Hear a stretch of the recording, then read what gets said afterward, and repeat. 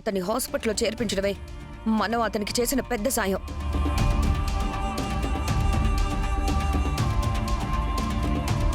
మళ్ళీ ట్రీట్మెంట్ కూడా చేయించడం ఏంటి? అలా అనుకుంటే రోజుకి చాలా మంది యాక్సిడెంట్లకి, మర్డర్ అటెంప్ట్లకి గురవుతూ ఉంటారు.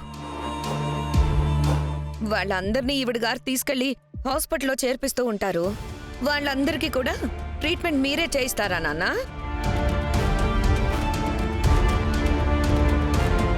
మనం చేసే సాయం వల్ల ఒకరి ప్రాణం నిలబడుతుందంటే సాయం చేయడంలో తప్పులేదు ప్రియంవద.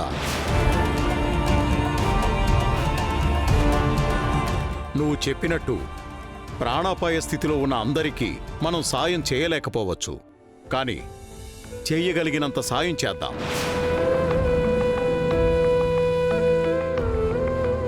అమ్మా శ్రీలక్ష్మి, ఆ వైద్యానికి ఎంత ఖర్చు అవుతుందో నువ్వు చెప్పమ్మా, నేను పంపిస్తాను. వద్దు పెద్దయ్యా,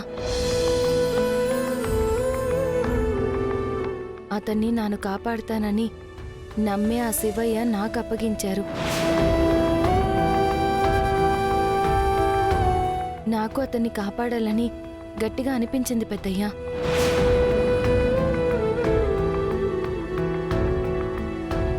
డాన్స్ కాంపిటీషన్లో గెలిచి ఆ డబ్బుతోనే అతనికి ట్రీట్మెంట్ చేయిస్తాను పెద్దయ్యా. అప్పుడు నాకు కొంచెం తృప్తిగా ఉంటుంది.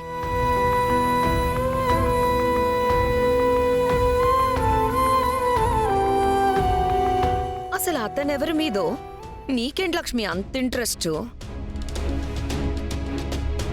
అతను నీకు చుట్టము కాదు, తెలిసినవాడు కాదు, నీ రక్త సంబంధం అంతకన్నా కాదు.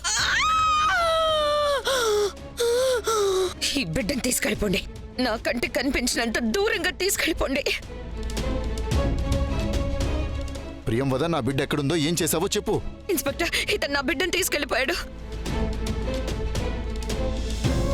ఆగమ్మా, నీకేటి అభ్యంతరం లేకపోతే ఈ బిడ్డను నా చేతుల్లో పెట్టమ్మా. నా కన్న బిడ్డలా చూసుకుంటాను.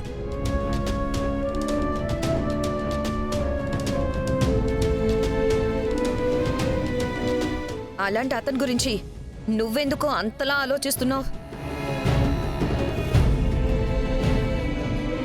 ఒకవేళ నువ్వు కేర్ తీసుకోవాలనుకున్నా మాకు చెప్పు. అతను ఎక్కడున్నాడో, ఏ డాక్టర్ చూసుకుంటున్నాడో చెప్తే నేను చూసుకుంటాను కదా.